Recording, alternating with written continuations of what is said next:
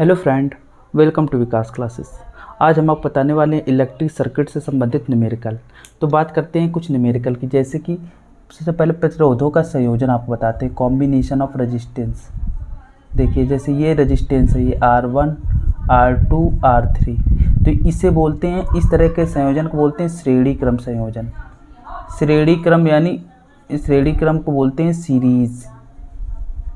इसमें जो इक्विवेलेंट होगा, इक्विवेलेंट का मतलब क्या है, इन तीनों को हटा करके एक लगा दें, इन तीनों को हटा दें और उसमें एक लगा दें, तो उसका ही उतना ही इफेक्ट आएगा जो इन तीनों का मिलके आता है, उसे बोलते हैं इक्विवेलेंट रेजिस्टेंस। तो इसका इक्विवेलेंट आर इक्विवेलेंट क्या होगा, इसमें सबको जोड़ देंगे। याद रखना सीरीज में सबको जोड़ते हैं, और सीरीज में क्या होता है, करंट जो होता है हर एक ब्रांच में सेम रहता है। करंट जो होता है यानी वैद्युत धारा सेम रहती है, समान रहती है। और बाकी वोल्टेज, जो वोल्टेज या बोल सकते हैं वोल्टेज या बोल सकते हैं पोटेंशियल डिफरेंस, ये डिफरेंट होती है, ये डिफरेंस होती है। इसे बोलते हैं श्रेणी क्रम। लेकिन इस तरह से अगर ऐसा बना दिया जाए, यानी ये जो सीरीज है इनके सब सिरे एक जगह पे जोड़ दें, इनके सब सिरे एक जगह पे जोड़ देते हैं, इसके एंड पॉइंट यानी इसके भी सिरे दूसरी तरफ जोड़ देते हैं। जैसे मान लीजिए ये सिरा है ए, ये बी, इसको मान लेते हैं ए, इस पॉइंट को मान लेते हैं बी, इसको R1 R2 R3, R1 R2 और ये R3। तो इस प्रकार के संयोजन को बोलते हैं समांतर क्रम संयोजन। समांतर क्रम यानी पैरेलल से पैरेलल बोलते हैं, पैरेलल सीरीज। अभी देखिए पैरेलल जो होगा इसमें क्या होता है, इसमें देखिए इसमें तो V1 V2 V3 इसमें वोल्टेज डिफरेंट है, लेकिन इसमें वोल्टेज सेम रहेंगे। इसका वोल्टेज V, इसका वोल्टेज V, इसका वोल्टेज V रहेगा। तो इसमें बात करते हैं R इक्विवेलेंट की। तो इसमें आप याद रखिए 1/R1 + 1/R2 + 1/R3 होता है। इसमें जो है, इसमें करंट सेम रहता है। अगर I करंट इधर है तो I इधर भी रहेगा, I इधर भी रहेगा। इसमें क्या करंट डिवाइड हो जाता है, इधर I1 तो इस तरफ जाएगा I2 और इधर जाएगा I3। यानी करंट अगर मान लिया जाए कि एक I करंट आया तो वो डिवाइड हो जाएगा। लेकिन यहाँ पे क्या, अगर V वोल्टेज है तो V1 V2 V3 मतलब जो वोल्टेज है वो डिवाइड हो जाएगा। इसमें क्या होता है, इसमें लेकिन जो करंट जाएगी I वो टोटल I1 + I2 + I3 के इक्वल होगी। यहाँ पे वोल्टेज V है जो V1 + V2 + V3 के इक्वल होगा। आप ये याद रखिएगा। और इसमें क्या होता है, वोल्टेज जो होता है यानी पोटेंशियल या पोटेंशियल डिफरेंस बात करते हैं, वो सेम रहता है। बस इतना आपको याद रखना है। इससे क्या आपकी जो करंट इलेक्ट्रिसिटी के जितने भी न्यूमेरिकल हैं वो इजीली हो जाएंगे। अब देखिए इसमें कुछ सिंपल न्यूमेरिकल की बात करते हैं। जैसे ये देखिए ये एक सर्किट है जिसमें 2 ओम 3 ओम किस में लगे हैं, श्रेणी क्रम में लगे हैं। श्रेणी क्रम में कौन कौन से हैं, 2 ओम और 3 ओम। तो हम क्या कहेंगे, इसको मान लेते हैं R1, इसको मान लेते हैं R2। इसका R इक्विवेलेंट कितना हो जाएगा, इसका R इक्विवेलेंट हो जाएगा 2 ओम + 3 ओम। तो कितना हो जाएगा 5 ओम। ये हो जाएगा, इतना आंसर हो जाएगा।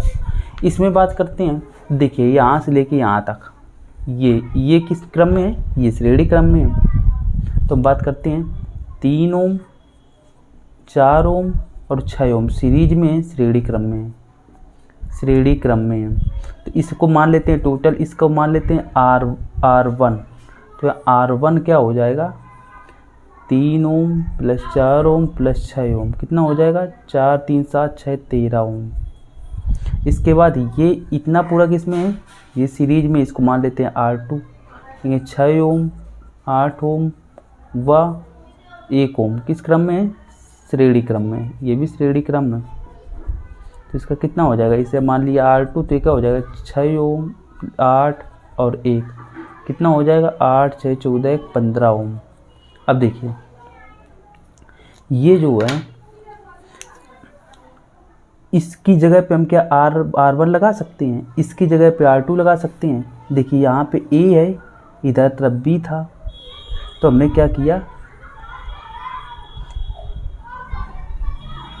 इसकी जगह पे इतने को हटा के R1 देखिए लगा देते हैं, इसकी जगह पे R1 लगा दिया और इसकी जगह पे R2 इतने को हटा के लगा दिया।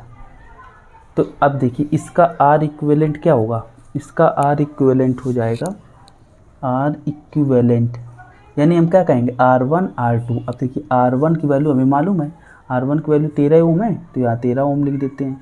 R2 की वैल्यू कितनी है 15 ओम। हम क्या कहेंगे, जो R1 है यानी 13 ओम व 15 ओम कैसे हैं, समांतर क्रम में पैरेलल हैं, समांतर क्रम में। तो इसका R इक्विवेलेंट क्या हो जाएगा 1/R इक्विवेलेंट हो जाएगा 1/R1 13 प्लस 1/R2 यानी 1/15। तो 15 13 का एलसीएम कितना होगा, देखिए या तो हम काम करते हैं 13 और 15 का गुणा कर लेते हैं। तो 13 15 को गुणा कर दिया, अब यहाँ 13 का डिवाइड करेंगे आएगा 15, 15 से ऊपर कर देते हैं, आप 15 का भाग देंगे आएगा 13, 13 जोड़ते हैं।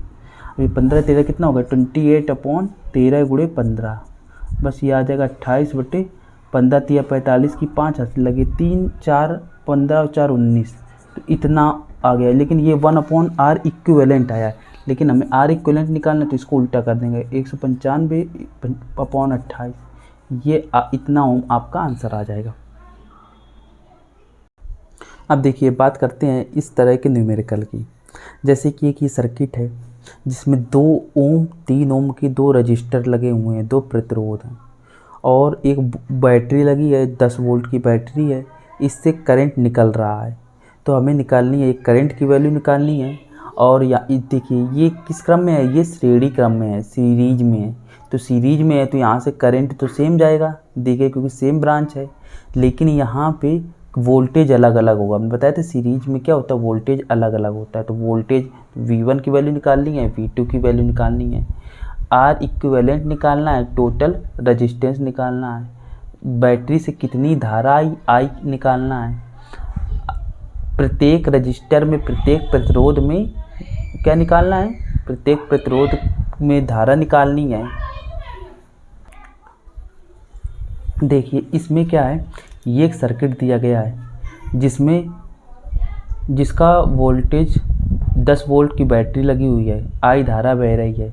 ये देखिए किस क्रम में है, श्रेणी क्रम में है। श्रेणी क्रम में है तो यहाँ धारा तो समान बहेगी, लेकिन वोल्टेज अलग अलग होगा। तो ये वोल्टेज V1 V2 की वैल्यू निकालनी है। 2 प्रतिरोध लगे हुए हैं, 2 रजिस्टर 2 ओम 3 ओम के हैं। देखिए R इक्विवेलेंट यानी कुल प्रतिरोध निकालना है, बैटरी से कितनी धारा आई वो निकालना है, प्रत्येक रजिस्टर में कितनी धारा बह रही है, प्रत्येक प्रतिरोधों में कितनी धारा बह रही है, और V निकालना है प्रत्येक रजिस्टर में। देखिए तो इसमें पहली बात करते हैं R इक्विवेलेंट की। R इक्विवेलेंट क्या होगा, ये 2 ओम 3 ओम किस क्रम में, श्रेणी क्रम में है, तो डायरेक्ट जुड़ जाएगा 2 3 यानी 5 ओम हो जाएगा, ये हुआ R इक्विवेलेंट। अब टोटल करंट निकालना है, I टोटल निकालना है, जो सेल से आई दूसरा नंबर, सेल से कितना धारा निकाल, I बराबर V/R इक्विवेलेंट, याद रखना। टोटल निकालते हैं कैसे, I बराबर V/R इक्विवेलेंट। तो V की वैल्यू कितनी है, V की वैल्यू ये देखिए, बैटरी कितनी वोल्ट की है 10 वोल्ट की, 10/R इक्विवेलेंट कितना है 5 वोल्ट, 5 लिख देंगे तो ये कितना 2 एम्पियर का करंट बह रहा है। तो ये देखिए 2 एम्पियर का करंट बह रहा है। अब देखिए 2 एम्पियर का करंट बह रहा है, इसका मतलब इसमें भी 2 एम्पियर बहेगा, इधर भी 2 एम्पियर करंट बहेगा, क्योंकि इससे एक ही ब्रांच है। अब देखिए तीसरा जो पॉइंट है वो बना लेते हैं। देखिए पहला रजिस्टर बनाते हैं, जो पहला रजिस्टर ये देखिए बनाया 2 ओम का, और दूसरा क्या है 3 ओम। इसमें कितनी धारा बह रही है, इसमें 2 एम्पियर का करंट यहाँ बह रहा, 2 एम्पियर, यहाँ भी 2 एम्पियर का करंट बह रहा। तो लिखिए 2 एम्पियर और 2 एम्पियर। अब देखिए यहाँ पर 2 एम्पियर का करंट बह रहा है और 2 एम्पियर 2 ओम का रजिस्टर है, तो हमें क्या निकालना है V देखिए R बराबर V/I होता ओम के नियम से, R बराबर V/I, तो हमें V निकालना है। तो यहाँ V1 है, तो V1 बराबर क्या हो जाएगा R इंटू आई, तो R इंटू आई। तो R1 है तो यहाँ R1 लिख देते हैं, R1 और I तो सेम है, तो V1 बराबर क्या हो जाएगा R1 यानी 2 गुणे 2, यानी 10 वोल्ट का करंट आ जाए, 10 वोल्ट का 10 वोल्ट आ जाएगा बैटरी। अब देखिए यहाँ V2 निकालना है, V2 बराबर R2 इंटू आई। तो R2 कितना है 3 ओम गुणे और 2 एम्पियर, 3 दूनी 6, तो ये आ जाएगा 6 वोल्ट। ये 6 वोल्ट आ जाएगा, इसमें वोल्ट इतना 6 वोल्ट है, इसमें वोल्ट इतना 10 वोल्ट है। अब बात करते हैं इस तरह के क्वेश्चंस की। यहाँ पे देखिए ये जो है सर्किट, ये 6 ओम 12 ओम, ये किस में है पैरेलल में है। देखिए एक सिरा एक बिंदु से दूसरा सिरा दूसरे बिंदु से जुड़ा है, तो 6 ओम 12 ओम इसमें क्या वोल्टेज सेम रहेगा, V सेम रहेगा, और इसमें क्या है करंट देखिए डिवाइड हो जाएगा। ये अगर ये करंट I आ रहा है तो यहाँ I1 I2 में डिवाइड हो जाएगा। अगर इसको मान लेते हैं R1 का प्रतिरोध, इसको मान लेते हैं R2 का प्रतिरोध, तो हमें क्या निकालना R इक्विवेलेंट। तो R इक्विवेलेंट क्या हो जाएगा 1/R इक्विवेलेंट क्या होगा इसमें, देखिए पहला नंबर 1/R इक्विवेलेंट क्या होगा 1/R1 प्लस 1/R2। तो यहाँ देखिए 1/R1 कितना है 1/R1 मतलब 1/6 प्लस 1/12, तो 12 6 का एलसीएम कितना होगा 12, 6 दून 12, 12 एकम 12, 2 1 3, ये कितना हो जाएगा 3/12। तो ये R 1/R इक्विवेलेंट कितना आया 3/12, लेकिन हमें निकालना क्या है, हमें तो R इक्विवेलेंट निकालना है, तो इसको उल्टा कर देंगे 12/3। 12/3 कितना हो जाएगा 12/3 का मतलब हो जाएगा 4 ओम। ये आ गया टोटल।